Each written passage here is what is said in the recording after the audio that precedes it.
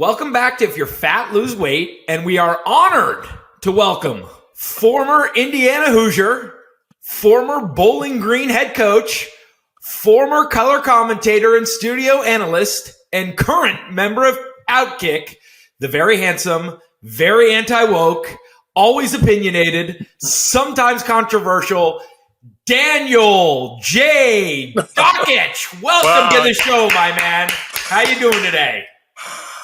I'm doing great. Thanks. The crowd goes wild. Yeah, Exactly right. Thanks for having me. How about this? So, if you're fat, what'd you say? If you're fat, lose weight. That's what we call the show here.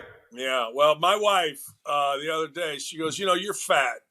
Why don't you do something between 4 and 6? So it's a long story, but I go door dashing every day between 4 and 6, and then I deliver DoorDash, and I send the money to this charity we have that gets bikes for kids. So that's her philosophy. Look, get out of the house because you eat everything in the house, you fat ass. And that's the diet that's worked. I've lost 10 pounds doing this diet. We've raised so far in the last month about 250 kids or $250 for bikes for our kids.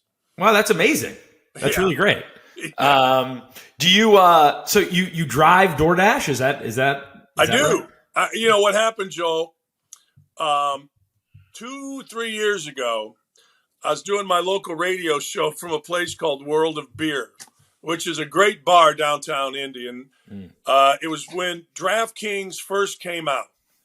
And Joel, honest to God, a bunch of my buddies were there. We started drinking beer. We're done with the show. I'm watching. We're betting.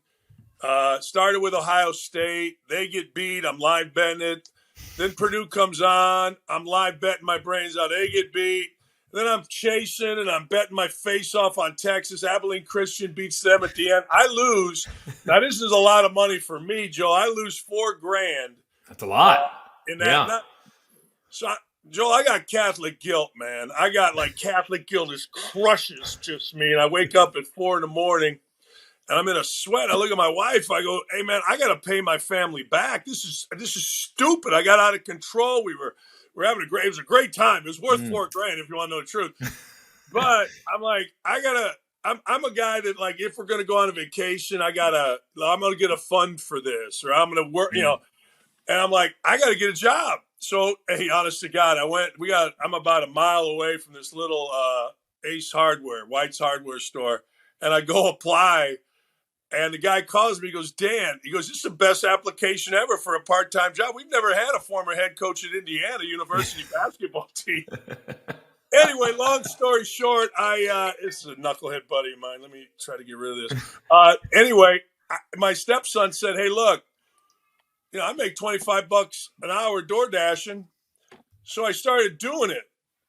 And, I don't know how you are, but I paid off the $4,000 in about 3 or 4 months. I did it all the time, but I liked it. I liked getting in the car. I don't know how you are, but when I was in college or I was growing up, I like getting in a car, turning music up loud, and just driving around. I really always liked it.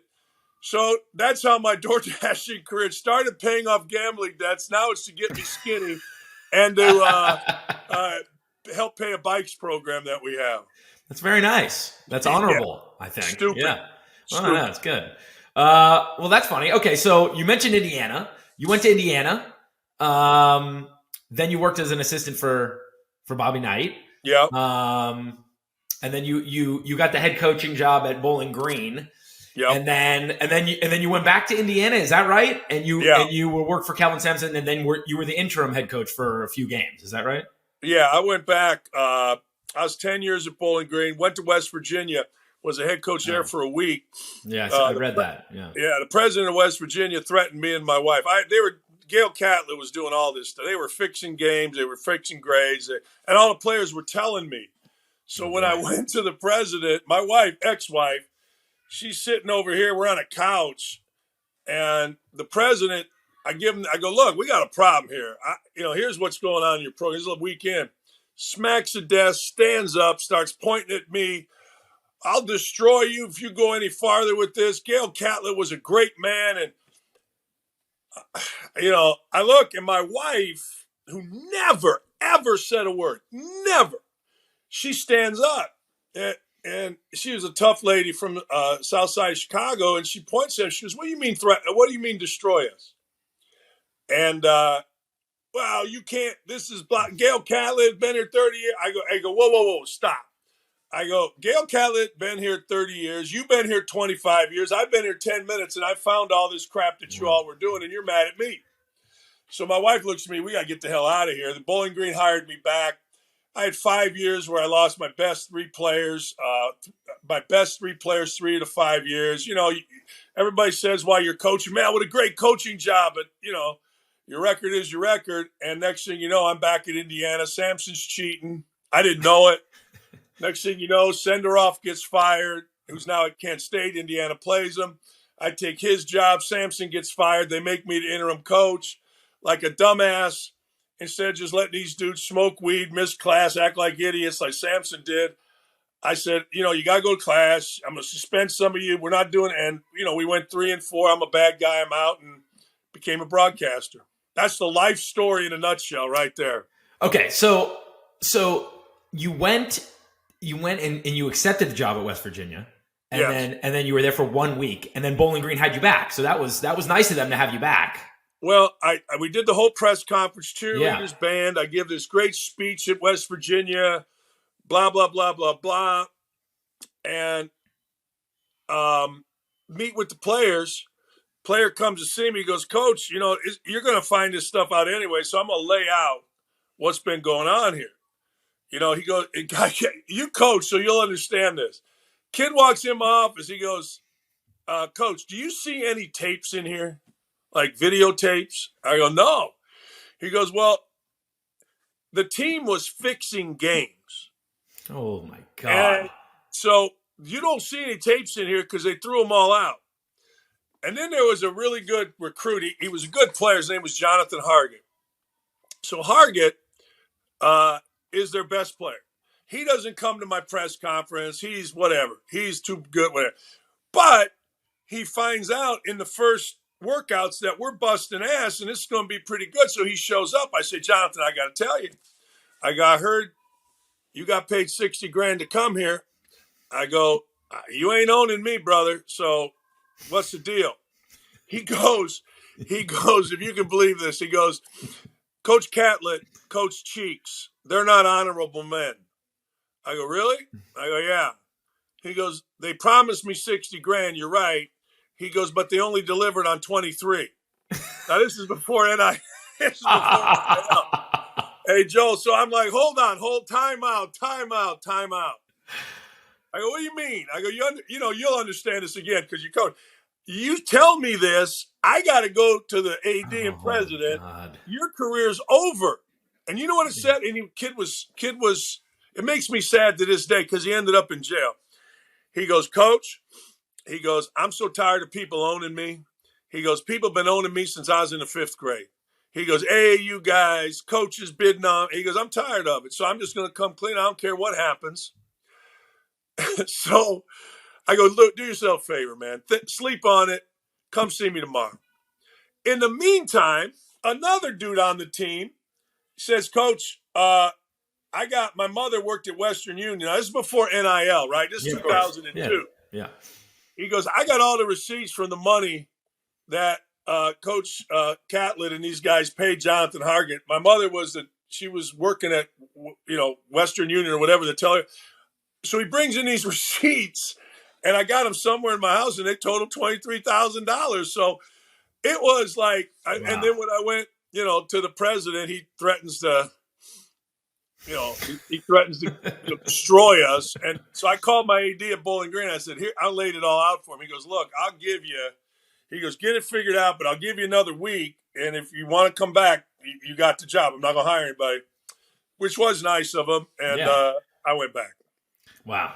That's crazy. Well, so people always ask me as a non-former player, I used to coach in the D League and the G League, and then I worked for the Knicks. They would always ask me, would you ever coach college? And that story that you just told, because I started coaching in like 08, 09, that story that you just told is the reason why I never had interest in going to college. is because what the kid said to you, which is, I'm tired of being owned since I was in fifth grade. The amount of people that you're dealing with, you could speak on it more, but the amount of people that you're dealing with to just get access to these players, it doesn't make any sense. And what you have to do to get access, Yeah, I was really lucky, this is way back, but when I went and played at Indiana, and Indiana was tough. I mean, we didn't have rules, so we practiced 4 times. Hell, we practiced, I can tell you, for a book.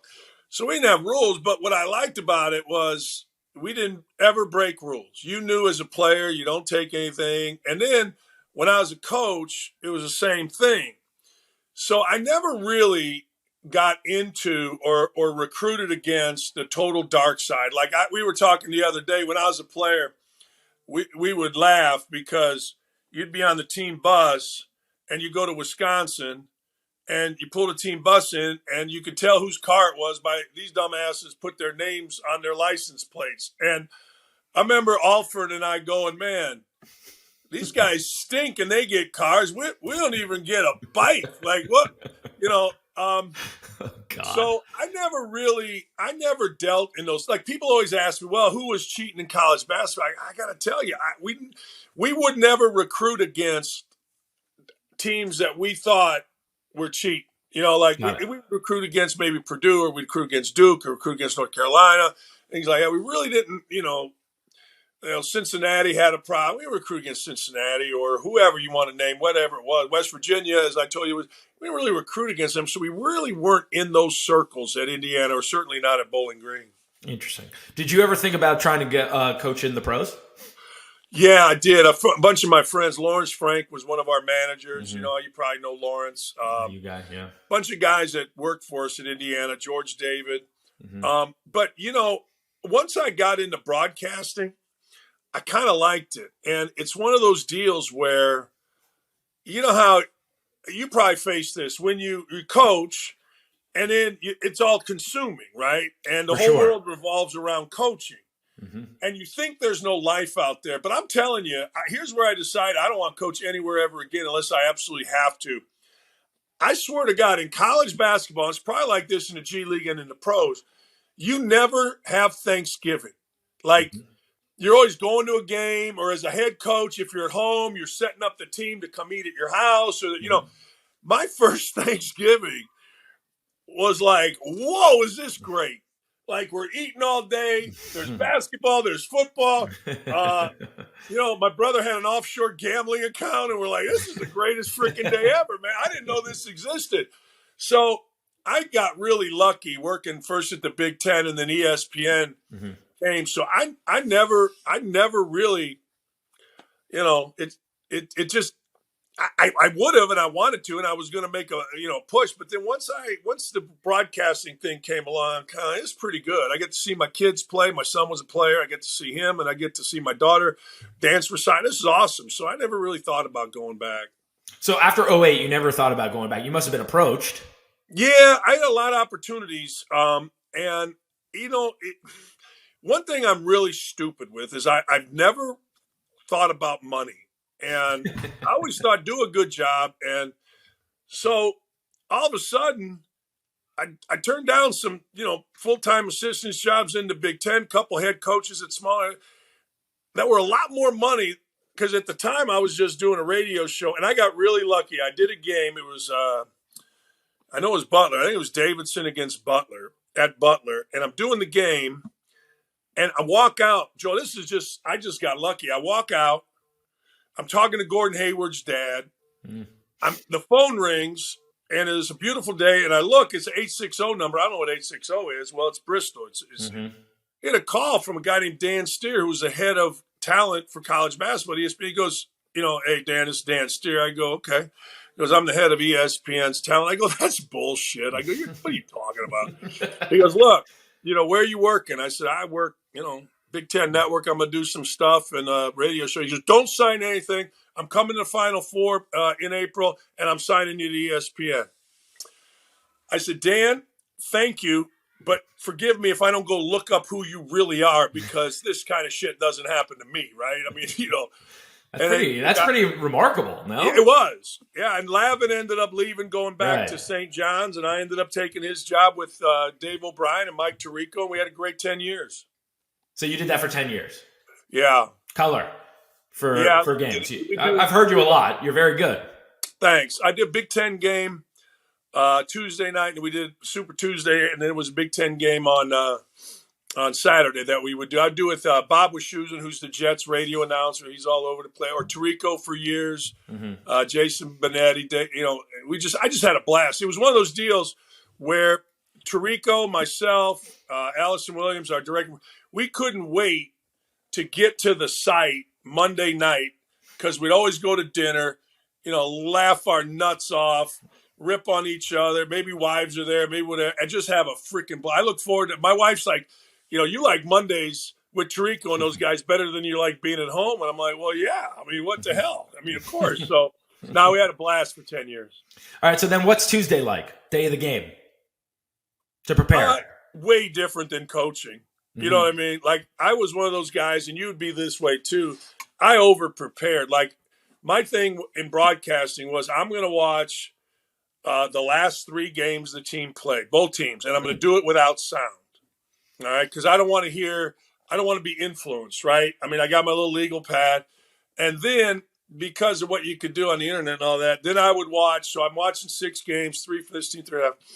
And obviously, if they played early in the year, I'd watch it. And then I would watch it, offensive possessions, all the offensive possessions by, let's say I'm doing Duke, Indiana, all offensive possessions in a row by Duke. Then every defensive possession, one after the other. Because I found this in scouting, you get a sense of, you can find tendencies and you can find different things. And then I'd do it with the other team. And then I would look at every late game situation. If they had a close game, I'll watch the last 5 minutes going back. I over-prepared to the point where they're like, hey, look, we get it, all right? But just talk. Prepare, but just talk. Just have fun with it. And I'm like, all right. But as a coach, right? Bear Bryant said it best, right? Bear Bryant said, hey, they asked him, what do you do game day? And his answer was very simple. I fret on ways not to lose. So, so then you go to the game about an hour and a half before you eat, you jack around, talk to the coaches. But earlier in the day, you go to a shoot around. But it's a great day. But I'll tell you this, and this is something that I'm sure you understand. There's nothing like winning. There's like, I always say this, there's nothing like being a player and winning, nothing. And then, so you don't really get that anywhere else. Like I tell people, look, I'll bet anybody anything they want on a golf course, as long as the handicap's good, because it's the only place where I can compete. Like I'm not going out for a 3-on-3 basketball game. I'm not, so I miss that as a coach. But broadcasting, what do? Man, we had a great broadcast. Let's go celebrate. Like, what? What I mean? Yeah, that's not, they're not the same, as you know. It's funny you say that about golf. I've been trying to capture that feeling of being in February in Sioux Falls, South Dakota, on a back-to-back after playing in North Dakota the night before, where we take a 7-hour bus, and it's just me, the trainer, the assistant coach, and 10 players. In February, nobody thought we would ever be there. None of us. The players are making $13 grand a year, and it's February. They've been there 4 months, and we slept on the bus, and we're like, "What the fuck are we doing here? We might as well go out and beat the shit out of this team, right?" And you go out and you beat the shit out of the team, and then you go back to the locker room, and it's like euphoria. And I haven't been able to in my life capture that feeling again. And it's funny you say that about golf. I'm 40 years old. I picked up golf in my early 30s, and it's a game that I wish I played from the jump. Like when you go out and you shoot a basketball, you just shoot. When I go out and swing a golf club, I'm thinking about, in to out, how my grip is, where my posture, all this shit that I wouldn't think about anything that I did growing up. I would never think like that. And then you go out, and it's the single most competitive thing. It's really the only real competitive thing that I'm doing on a monthly basis now. And I, like you, I like to play for money. I don't enjoy the sport. I'd rather go hit on the range for an hour if I'm not going to have some money on the game. And that's really the closest thing in my life that I get to that feeling. That's exactly right. You get to my brother is 2 years older than me, and he loved basketball, but he just wasn't good enough. Okay, and he really helped me get better. Okay, all that stuff. But so he loved to play as we got older.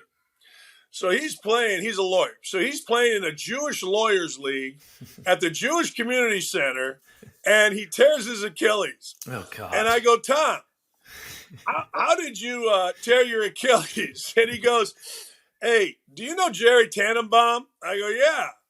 I was chasing him off a screen. I go, really?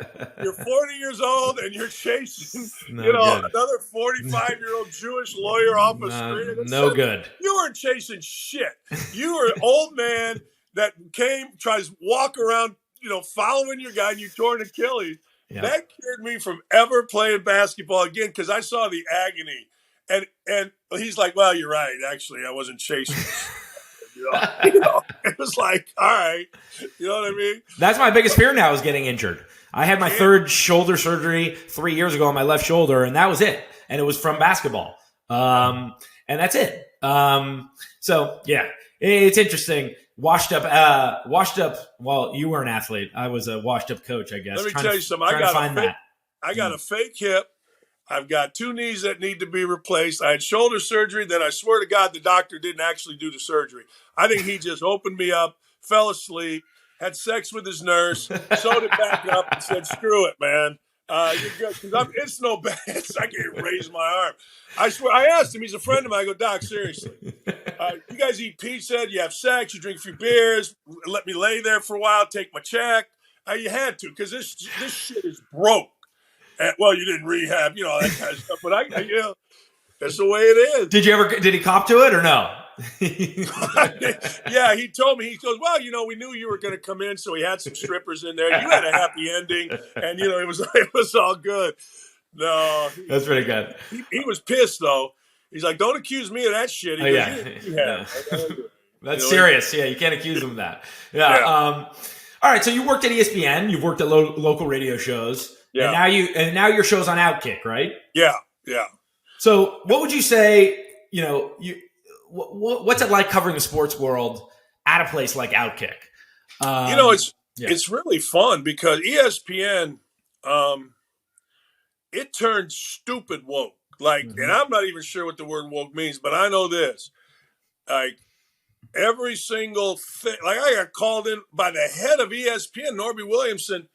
I sent a tweet between Dane Fife, a former player at Indiana, and a mutual friend. It wasn't sexist. It wasn't racist. It wasn't vulgar. It was an inside joke. They read it a different way. Next thing you know, I'm at Ohio State getting ready to call, I think it was Ohio State-Michigan State game, and I got to be on the phone I'm talking about the president of ESPN. And I'm like, hey, man, let me ask you guys a question. I get it, but you do the same thing with Jalen Rose? You do the same thing with Stephen A. Because I see their tweets, and this isn't nothing. Well, we don't compare you to other people. I go, this is, So I got so tired of that. Man, a guy wrote something in the newspaper, and if you Google me, all kind of shit bad is written about me in the Indy Star because the guys there don't like me, and I don't like them. And I had an answer for him. I go part by this. I lied. So, Outkick is the 5th largest sports website in the country. It's grown unbelievable, and it's a conservative based deal. Which I get into politics because it's kind of fun just to piss people off. But I'm sitting in my basement. Fox News bought it. They built me a studio. I've got 3 big lights here, a couple things. And you know what? They came with an offer at again, I get lucky. Right at the time where I'd had enough of ESPN, ESPN took me and the best director, there, a guy named Scott Johnson, who does the ACC games. He did Tuesday nights with us. He is the best director for football. He does a Saturday night big ESPN game. They took he and I off of the ACC tournament that we had done together for 5 years for diversity hires. One guy had never done a ACC game and he replaced Scott. At least Corey Alexander replaced me, so that was fine. He should. But I'm like, wait, this is the direction we're going. And I swear to God, I just happened to, Clay Travis is the guy that owns Fox, so I sent him a text. We weren't friends, but he would text me back and forth during the game, say, hey, I like what you're doing. I said, look, I want to come work for you. He goes, book it.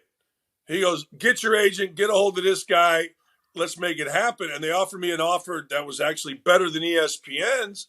And I'm like, screw it, I'm gone, because you get to be 60 years old and you see what's going on in the country and you want to have a voice that isn't censored by stupidity. Like, let's be honest. Jalen Rose can go on a NBA Finals and lie about the Blake guy, whether he had a gun or not. The stupidity that I see on that stage.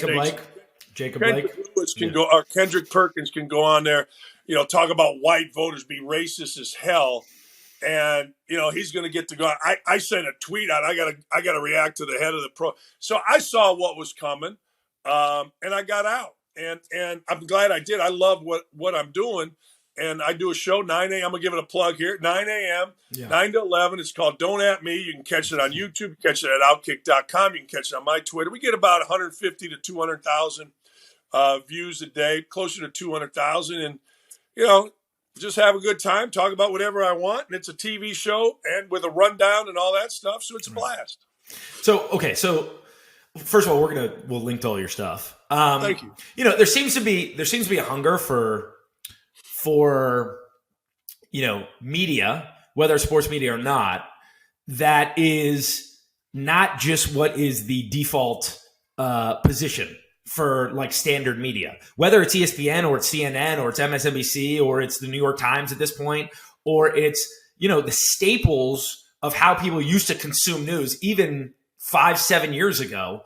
There seems to be a hunger for the Outkicks, the Fox Newses, although Fox News has been big for a while, the Daily Wires, even Barstool, who's not, they're not right. They're not conservative per se, but they are certainly different. When you see like the when you talk about your experience, you can see that when you see the Perkins JJ feud at ESPN, to me it's fascinating.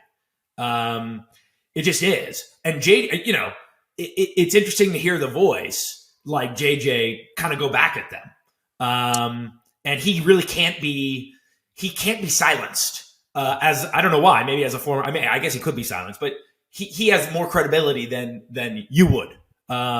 As a former player and more of a contemporary. Yeah. He's also got $100 million in the bank. Yeah.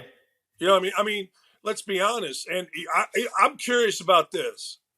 I got a bunch of guys that I know that still work at ESPN, and 90% of them want to come to Outkick. They're like, hey, can you give me a job? I go, yeah, I think we're expanding.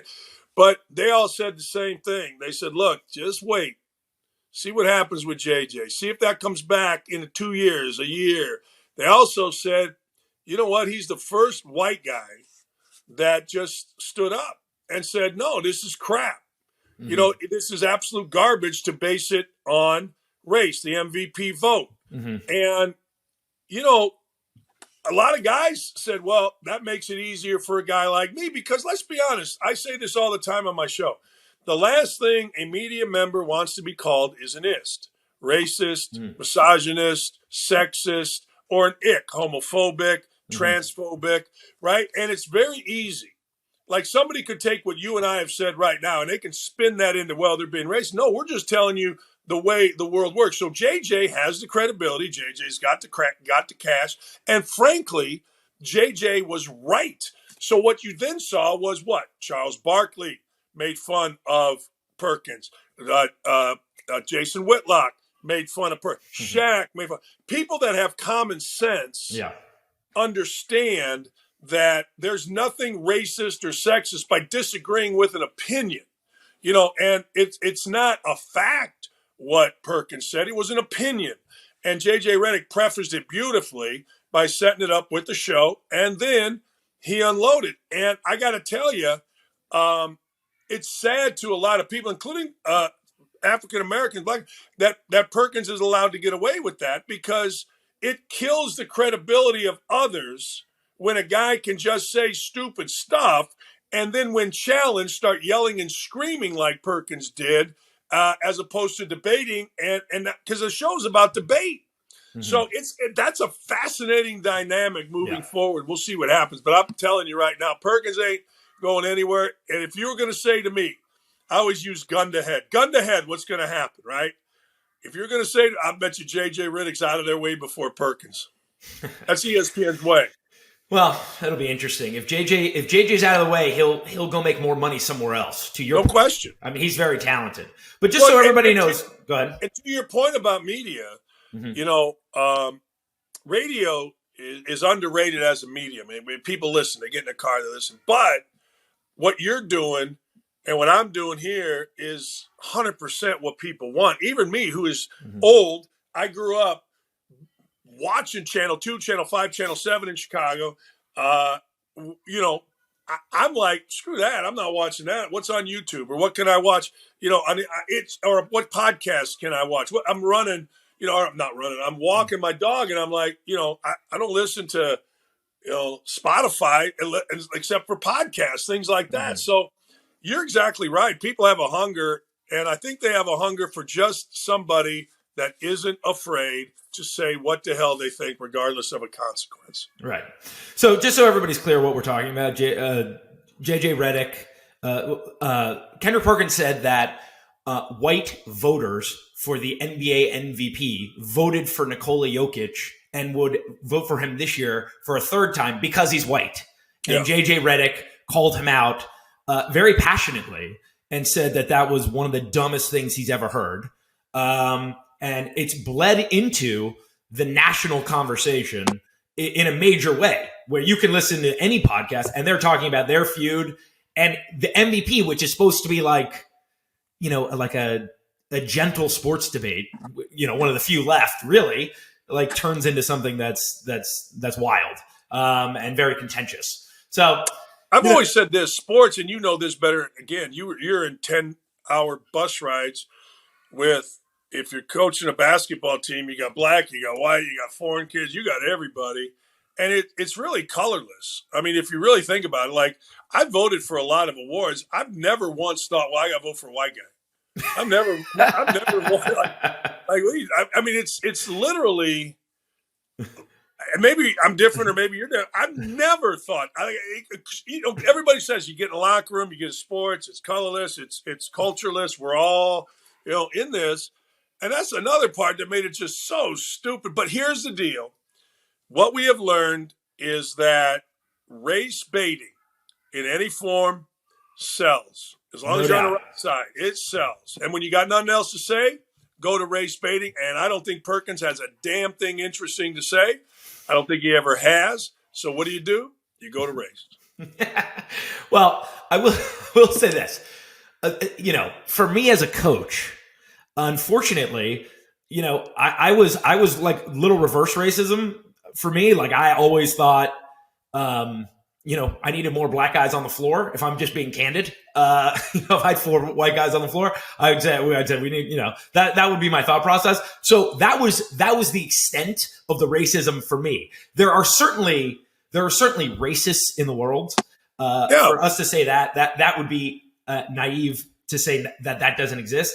I also tell, I get into, I have a friend who was one of my first guests on this show, and he's a former player, a black guy.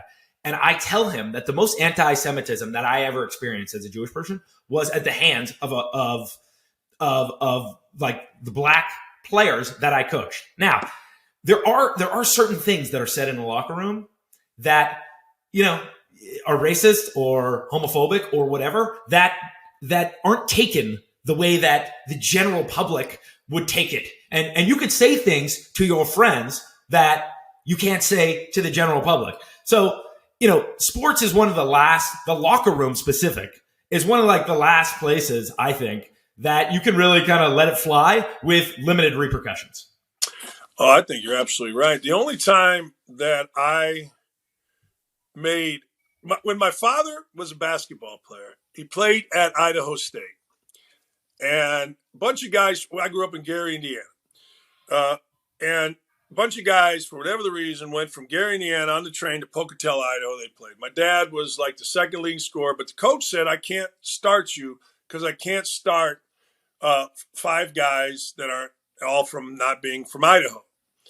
And my dad told me that. And I never in my life, except for my son, ever thought coaching, well, I got too many white guys, whatever. I never entered my mind except my son. And I did reverse sonism.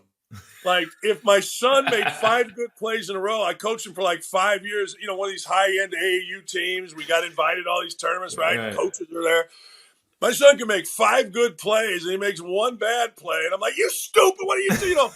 And so all I ever cared about was who were the best guys on the court, except when it was I'm a sonist because I was against my son.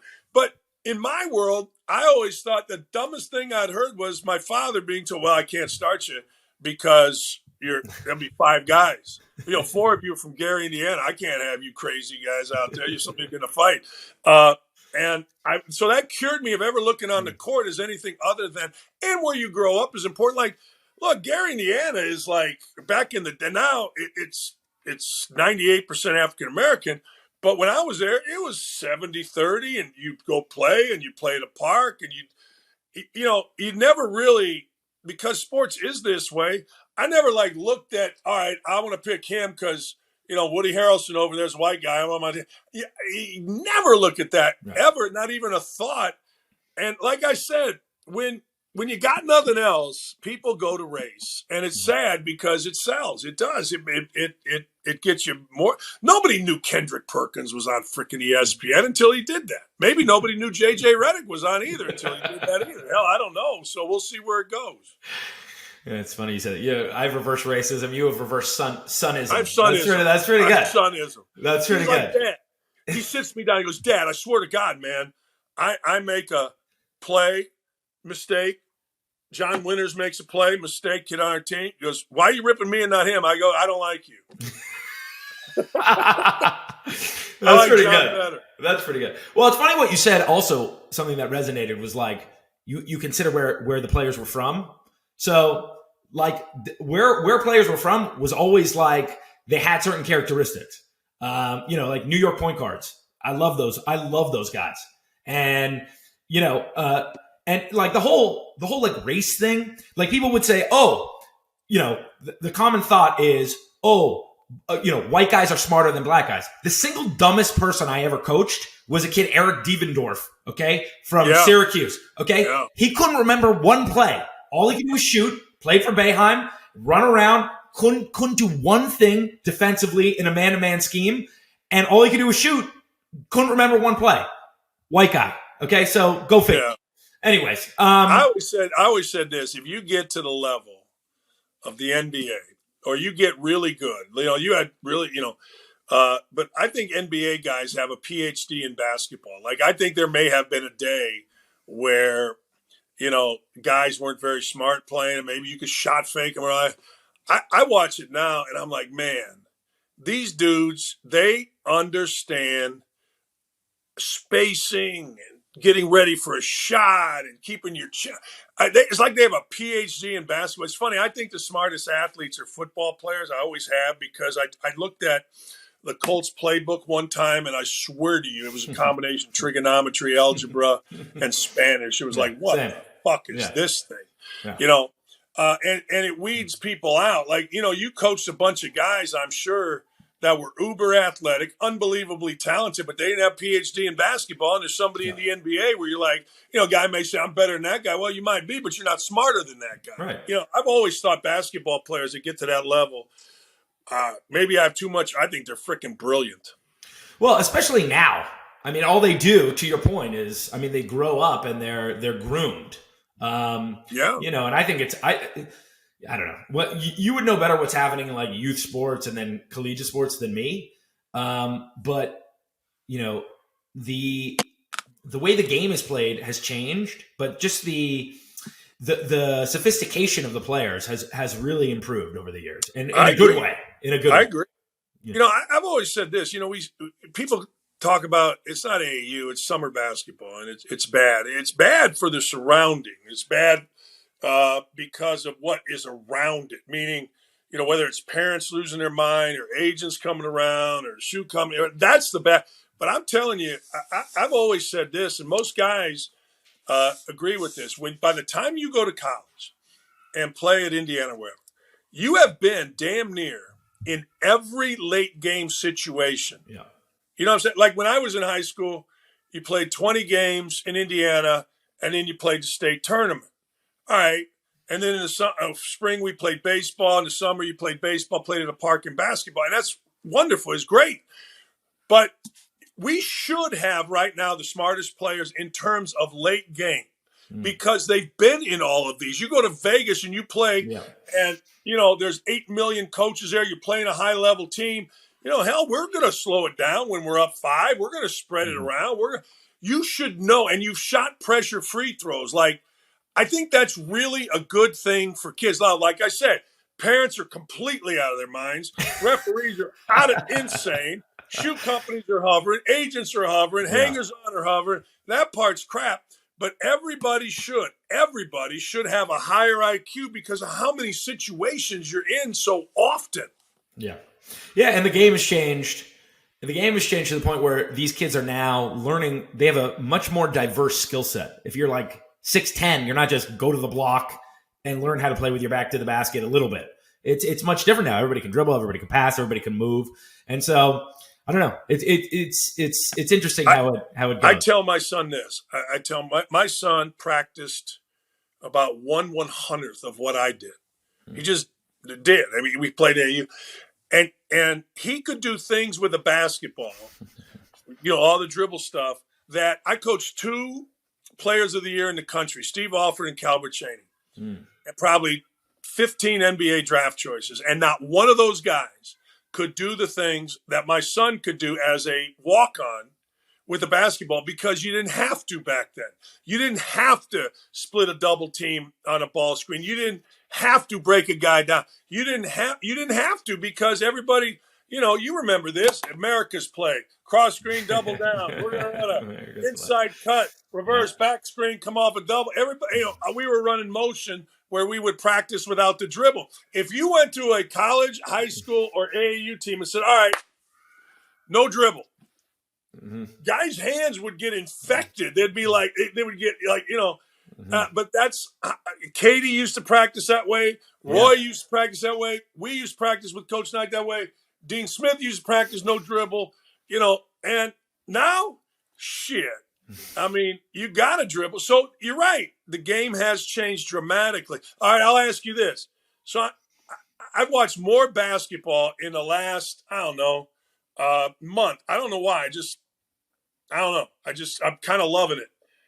No, does anybody run an offense to get you a layup that doesn't involve 27 dribbles? You know what I mean? Yeah. That used to be the goal. We want to get, at Indiana, our motion offense was this. We want to get a layup, or we want to get a shot on the right side of the court or the left side of the court where nobody on the defensive side is on that side of the court. Now, think about that. That's really hard, right? You swing the ball, you move the defense, you get everybody over here. Now you reverse it quick, and you're shooting a jump shot, and nobody's outside the lane coming at you. Now, it's, all right, I'm matching up against you. I can whip your ass with the dribble, and then I got to make a decision. It's just totally different. Yeah, it's interesting that you say that. I mean, there are some after timeout plays that you see run for back cuts and whatever else. The only thing that comes to mind in the NBA for me is the Warriors. They still get back cuts and the team that really used to do it without the dribble was the Spurs. The Spurs would have Tony Parker get off the ball and come off an up pick for Tim Duncan, and they got it once, twice a game, even in the playoffs. And you wonder how that still would happen. But yeah, I mean, to your point, the whole thing is now based on spacing. The entire thing. And they want to let the best guys have the ball in their hands with a live dribble, getting in the paint, and either finishing in the paint, dumping it off to their big guy in the paint, or getting an open 3. I mean, that's the whole game now. That's it. And whether it's good or bad, I don't know. But that's it. You can say it's not. You can say I hate it, but I don't hate it. I like it. And it is what it is. So it's hard to guard. I'll tell you this. What's happening is hard to guard. It's very hard to guard. I think the NBA is in a bit of a pickle themselves. there seems to be a real devaluation of the regular season. And, I'm sure you're talking about this on your show, and it's being talked about on the national media. But I think they went from, the Black Lives Matter thing to, canceling games to really injecting politics into their sport. Probably of the four biggest, I would say they were the number one, and it wasn't close. And now the money has gotten so, and is going to continue to get grow tremendously. And the players now have decided that they don't need to play. And this is also with the teams. So I don't want it to be just a player thing, because the idea that the players are just deciding that they're going to sit out is not true. The teams also say you're not playing tonight. But by and large, I just think that they are on a course that they are going to regret. I don't know if you have any thoughts on that. That's why I love what Barkley said. People get mad at me. People get so mad at me when I say this. Look, Gary, Indiana is a steel town. Mm-hmm. My uncle went to work every day, 8 hours in a steel mill for 41 years. My father taught school. Then in the summers, he was a construction worker. He was an iron worker. And I'm like, you can't play basketball 3 days a week, 4 days a week, flying private. Barkley said it, and it's really right. It really is. It's like, and so the average fan is never going to understand. Now, guys that just love the NBA, and there's a lot of those are going to be like, it's great, we're saving the players' legs, blah blah blah. Okay, fine. But to me, it's like, man, that's a tough sell. Like hockey goes 81 games and they beat the crap out of each other. It's a tough sell. I don't know that it's ultimately going to happen. It seems like it is, but the fact of the matter is, players run it. That players run the deal. Adam Silver acquiesces to players and their demands, and and you know what? When that combination, commissioner and player, are together for a goal, it's going to happen. So I don't know if it's good or bad, but I agree with you. People on Outkick, I think Travis always said, well, NBA ratings are down. And I'm like, yeah, they might be, but the money's up. I mean, they're just making money, right? I mean, so. Well, they have the good thing that they have going for them is the only thing that you need to watch live is still sports and award shows. Everything else you can watch on demand. So it's the only thing you can listen on demand, right? You can listen to this. Right. People will listen to this over the next week. So, that's the one thing that they have going for them. But of all the major sports, it wasn't that long ago. And, we watched that great documentary. Everybody watched it when we were in COVID on Michael Jordan. The guy played 82 games a year. Right. And he took pride in that. And LeBron's greatness in the beginning of his career, and the reason why he's had sustained, crazy numbers, is because he played every game. He played every game. And so, it's a dangerous, injuries are injuries, obviously, but the de-emphasis on the regular season, I think is going to be a problem for them. And I think they are realizing it. I do too. You can't. I'll put it to college basketball. The college basketball is kind of the same thing. Like John Calipari and I, mostly him, we've been pushing this idea. When you look at college sports, softball is a spring sport. It's playing now, but they have a fall season. Baseball, same thing. Spring sport, fall season. Volleyball is a fall sport. They have a spring season. Football has spring football practice. You can't name a sport other than basketball. And if you really think about it, college basketball, we care because we like the sport, with the game and all that. But the average fan starts watching now. Mm-hmm. Noon on Thursday, college basketball matters. Even when I talk to coaches or SIDs, the only thing that really matters is the tournament.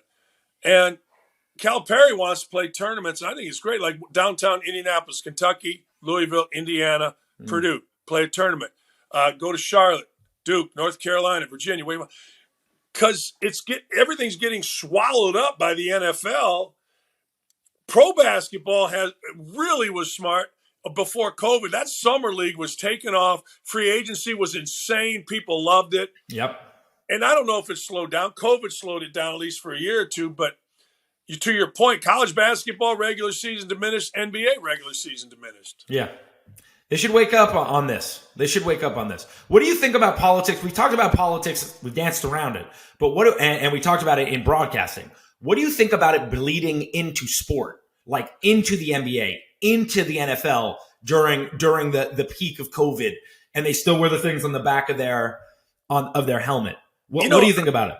I don't really have a problem with it. I really don't. I'm dumb. I watch the game for the game. And, like when somebody, hey, look, if you have a platform and you believe in something, then do it. If you have a platform and you're shilling, for a company because of your political views, and I'm not for it. I think sometimes it gets a bit like, come on, like every commercial has to be about whatever, or every, and I'm not saying don't be activists. I want you to be. But Jason Whitlock said it best. He goes, damn, sometimes I just tune into a football game to watch a damn football game, not to be preached to. Well, that's the point. Yeah. That's what I'm asking. That's, I think, a lot of people. What I don't like, and like there's been a couple things, ESPN, like they broke into the women's tournament to protest the Don't Say Gay bill that they called it. It's not what it was called in Florida. They broke in about something else during a women's tournament. I'm like, what are you doing? Like Jalen Rose is talking about, a murder on the court at the NBA Finals. Like, wait a second. There's 8 million shows here, right? And I'm not saying anybody shouldn't be an activist. They should be. You got a platform, use it. But damn, you work all day or whatever you do. You sit down, you want to watch a game. I'm with Jason Whitlock. Like, give us a little breathing room here. Like, well, that's the point. That's the point. Yeah, and particularly when you're actually broadcasting the game. Mm-hmm. You know what I mean? Like I couldn't imagine doing the Purdue Indiana game, and all of a sudden, somebody's breaking in to talk about a bill in Florida, and they're like, huh? Or I'm on the set going, no, you're there now. Again, I got no problem. Truthfully, I got no problem with Stephen A. Smith's show doing it. I got no problem with Max Keller. I got no problem with any of the shows doing it. They're debate opinion shows. Yeah, they're all opinion debate shows. Right. At the actual game, I'd like to see the game. Well, that's the point. Yeah, I mean that's exactly what I'm asking. And it started with, to me, it started with like stand up to cancer at a baseball game. I remember going to the baseball game and listen. I have no problem standing up to cancer. And we all know people who've had cancer, unfortunately, and have died of cancer. We all know that. And you know what? I'm not against it. But again, that leads to now we have to choose a side politically during the game, to your point. And to Jason Whitlock's point, sometimes you want to just watch the game, but even like sometimes there's terrible shit going on in your life and you turn on the game as an escape. And, it's even further. I just want to watch the game. I don't want to hear your political leanings. Sometimes you really just want to like take a breather from life. And, that's exactly right. And like, Michael Jordan, okay, I think he understood this. It was a different time. People would ask him to take a political side, and we know he has one, okay? But he understood, like, everybody buys my shoes. And, I think that's okay. And I think that's okay. I don't think he needs to be our great, we need to look on athletes to be our great thought leaders. I don't think that. I have two groups that I don't need moral advice from.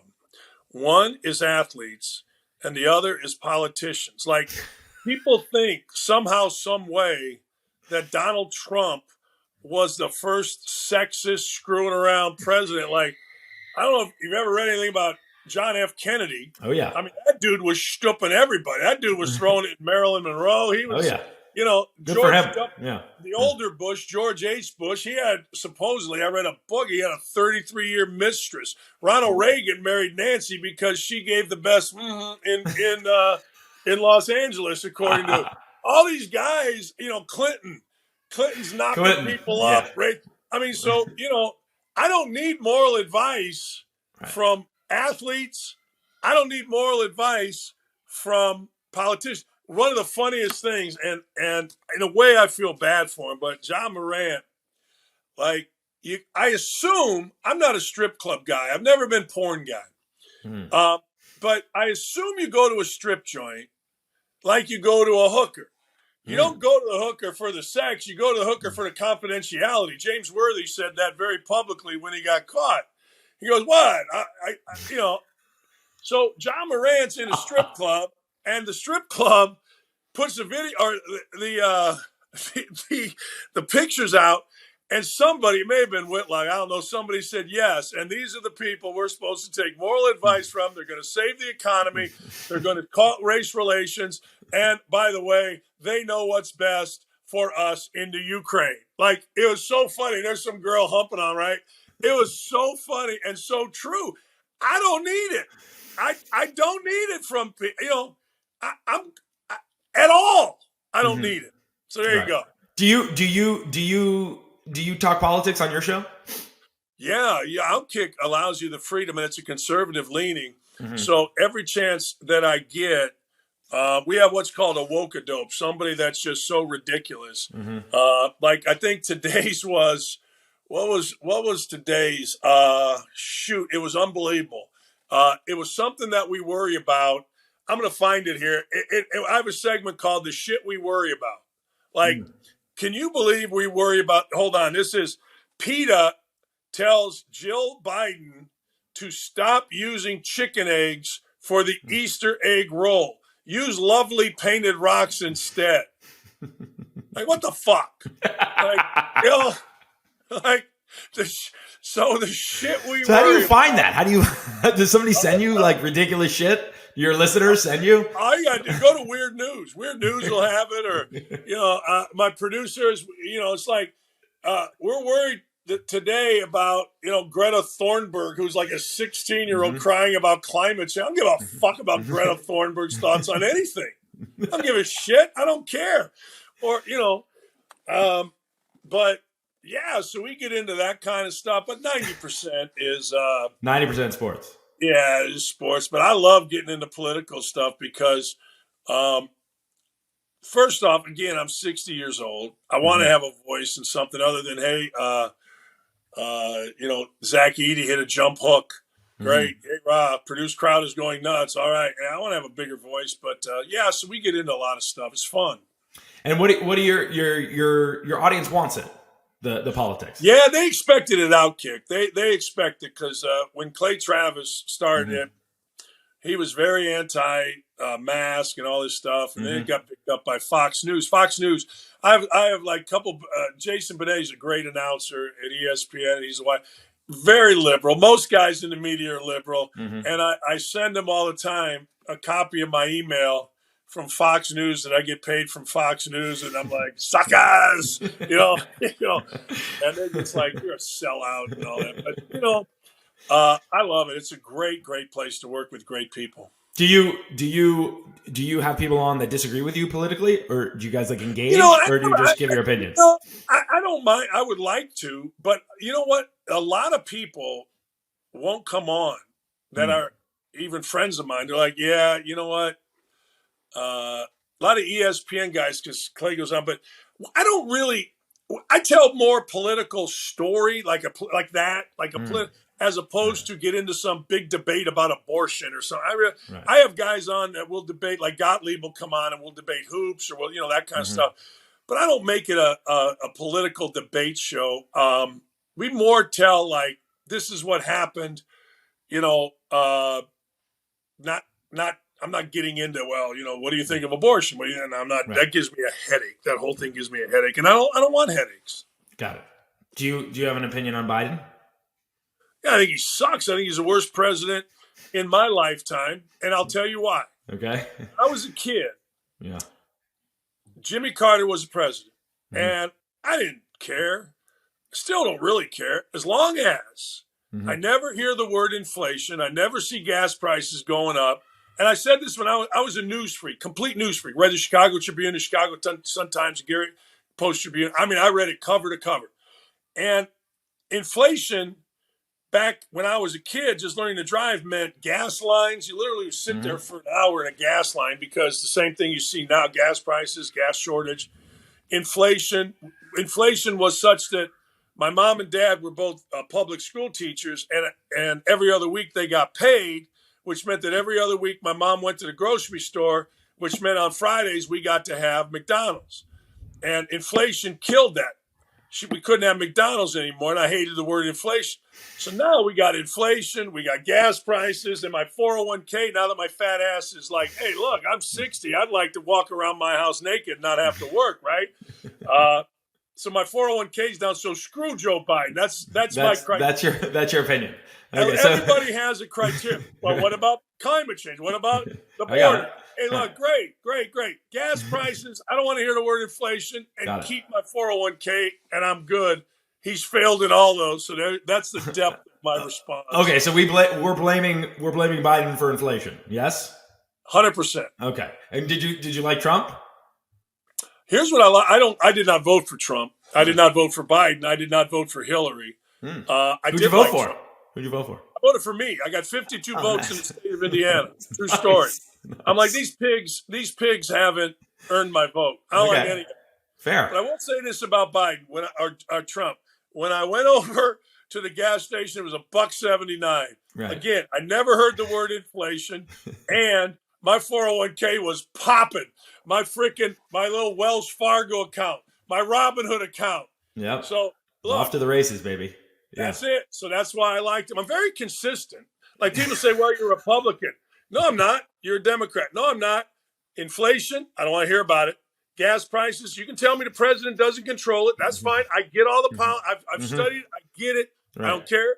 I'm sticking to my guns and make sure the damn stock market doesn't take a dump.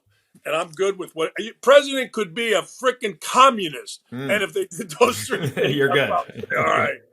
Okay, and in 2024, you rooting for anybody, or are you gonna vote for yourself again? I think I'll vote for myself. I don't know. I'm curious. I like to pay attention to it, though. I like to study, see what people are about. But I got 52 votes. I got 26 when Trump got elected. I got 52 last time. I'm figuring 2020. Yeah. So in 2024, we should get 100 at least. By the time, everything doubles every 4 years. I figure by the time I'm about 100 years old, I'll be president.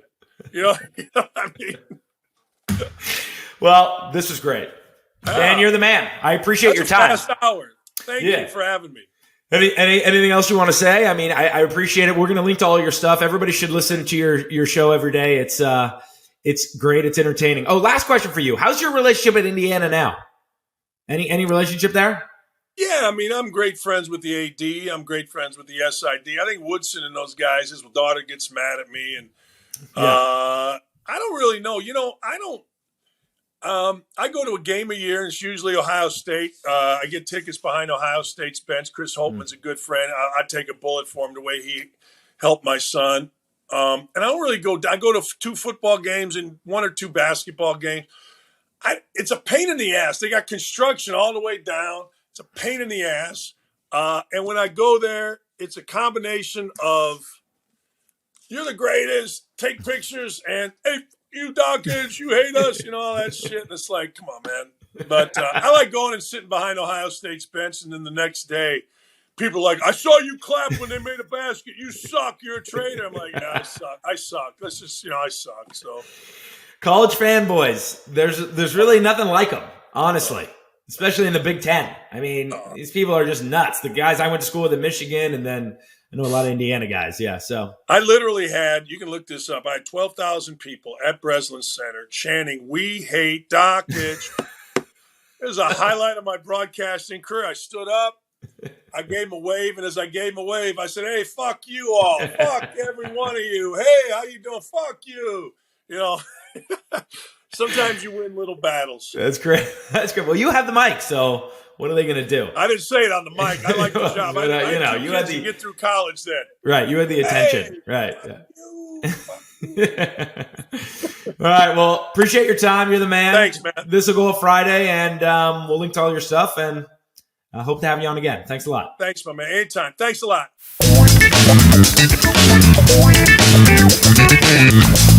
We're back with the segment that's sweeping the nation.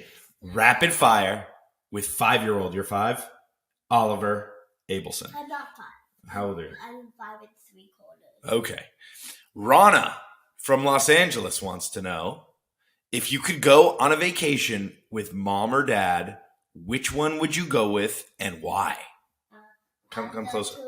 I would go to Atlantis because I wanted to go at the big lazy river and all the water slides. With mom or dad? No, and why? With mommy. With mom. Why? I just said. Because you want to go on all the slides with her? Yeah, and the lazy river. And the lazy river. Got it. Okay. Dad, from right next to you, wants to know, what is the coolest thing you've ever done? I don't know. You don't know? One up. So a rapid, like, with those rocks and. You went on a rapid with rocks? Wait, no, white river. Nice. Whitewater rafting? Yeah. Got it. And Uncle Fot from Denver wants to know, what would you rather have? Your dad's male pattern baldness or his love handles? Love handles. Good answer, dude. All right, thanks. We'll see you next week. Anything else you want to say? Delete that. What? Delete that. Delete that? No, I said delete that. Oh, Galita. Cool.